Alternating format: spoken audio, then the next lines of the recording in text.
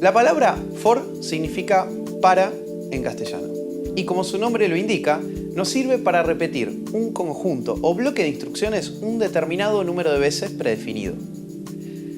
Para usar el for, debemos tener en cuenta tres aspectos fundamentales.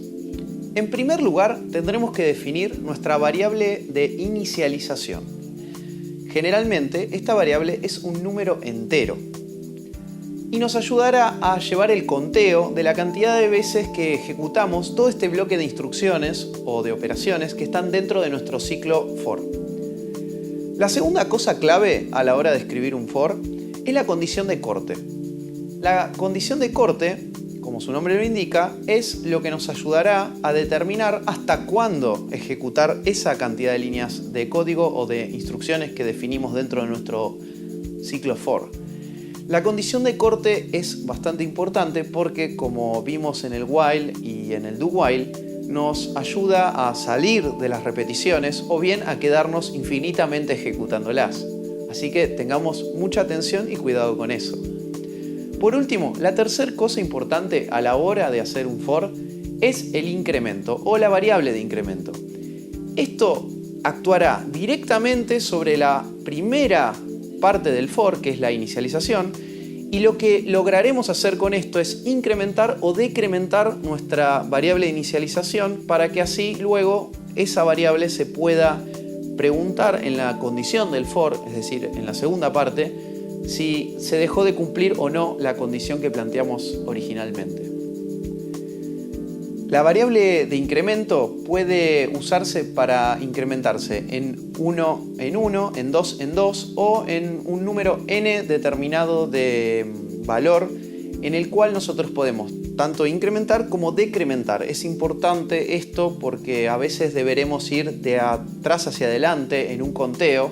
Por ejemplo, si queremos contar los números o imprimir los números del 10 al 1, deberemos decrementar esa variable en tercer lugar. Ahora bien, si necesitamos imprimir los números del 1 al 10, deberemos incrementar en 1 esa variable cada vez que se ejecute nuestro ciclo. Para entender un poco mejor esto, vamos a ver un ejemplo rápido de for con su estructura en pseudocódigo y trataremos de hacer en este ejemplo que el usuario ingrese 4 números por teclado, los sumaremos y luego imprimiremos por pantalla la suma de los 4 números que ingresó el usuario. Entonces tenemos en nuestro pseudocódigo el inicio, luego declaramos la variable entera suma, la inicializamos en 0 por supuesto, porque todavía no hay nada sumado. Luego declaramos nuestro for, nuestro para. Nuestro for, en primer lugar, como dijimos, deberá tener la variable de inicialización. Esto será entero, por ejemplo, i latina, igual a 1. Es decir, empezaremos por el primer número que debe ingresar el usuario por teclado. Punto y coma, luego tenemos la condición de corte. Esta condición de corte será, por supuesto, que esta i latina que acabamos de definir en la inicialización, esta variable entera i latina, sea menor o igual a 4. Es decir, las 4 veces que queremos que el usuario ingrese los números por teclado. Ponemos un punto y coma y ahora sí definimos la tercera y última parte de nuestro for, que es la variable de incremento. La variable de incremento en este caso será sumar en 1 i. Recuerdan que habíamos dicho que un operador muy utilizado es el más más. Entonces pondremos i latina más más. También podríamos poner i igual a i más 1.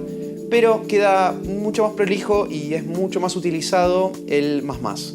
Así que como verán, nos quedó completa nuestra condición de for. Luego adentro del for deberemos poner todas las cosas que queremos ejecutar estas 4 veces. Ya sabemos que se va a ejecutar 4 veces porque nosotros mismos lo declaramos en la condición de corte. No depende del usuario ni de ninguna otra condición externa. Entonces, imprimimos por pantalla el mensaje, ingrese el número, 2 puntos, cerramos las comillas, ponemos un más, estamos concatenando. ¿Qué cosa? La variable i, porque quiero decir la posición o el número que se está ingresando actualmente. Entonces ponemos imprimir, ingrese el número, 2 puntos, cierro comillas, sumo y sumo la i latina. El número, ¿cuál? El 1, el 2, el 3 o el cuarto número que me están ingresando. Luego, en la instrucción de abajo, en el bloque siguiente, voy a poner y tomar número ingresado. Es decir, Este número ingresado va a contener lo que el usuario ingrese por teclado. Por último, hacemos suma igual suma más número ingresado. Y ahora sí estamos sumando, o vamos a estar sumando en cada bucle, en cada vuelta, en cada iteración de nuestro for, el número ingresado del usuario, y lo guardaremos en la variable suma, que se acuerdan habíamos inicializado previamente en 0. Por último es el fin for o el fin para. Terminamos el for y imprimimos por pantalla con el comando o la palabra clave imprimir. La suma de los números ingresados por el usuario es, dos puntos, cierro comillas dobles, más suma. Es decir, imprimimos la cantidad que contiene la variable suma. Y terminamos el programa con fin. ¿Cómo funciona la estructura for? La variable de inicialización, en primer lugar, como su nombre lo dice, sirve para el comienzo del ciclo for y solo se ejecutará la primera vez de las repeticiones o de los ciclos que haremos. Con este valor inicializamos la variable contadora de ciclos. Es muy usual ver que esta variable se nombra con la letra I latina, J o K. También podemos llamarla como queramos, por supuesto, pero en el día a día del programador verás que lo más común es ponerle I latina y todos entenderemos que se trata de la variable de inicialización de un for. En segundo lugar tenemos la condición de corte, que se evaluará siempre antes de comenzar a ejecutar las sentencias que se encuentran dentro del ciclo de repetición for. Y si se cumplen estas condiciones o esta condición, se ejecutan las mismas, es decir, las operaciones que se encuentran dentro de nuestro ciclo for. Si no se cumple esa condición, se termina el ciclo y sigue la ejecución normal del programa. Por último, la tercera parte de la estructura de un for es el incremento. Cada vez que se valida la condición de corte y se cumple la misma, luego de ejecutar las sentencias o operaciones del ciclo for, se ejecuta todo lo declarado en la sección de incremento, que usualmente aumentará en 1 o decrementará en 1 la variable definida en la primera sección, la variable de inicialización.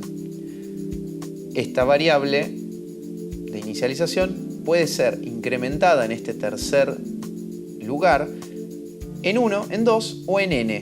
Es decir, nosotros podemos jugar con las diferentes opciones que nos da el tercer paso de la estructura for para resolver nuestro problema de la vida real.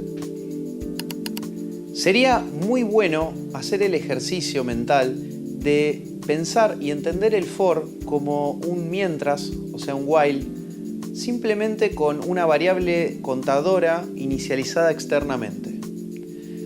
Entonces podemos ver un ejemplo claramente en pseudocódigo que nos indique las partes de hacer un for pero con un while. Suena raro, ¿no? Vamos a verlo y lo entenderás mejor. Nosotros tendremos el inicio del programa, como siempre.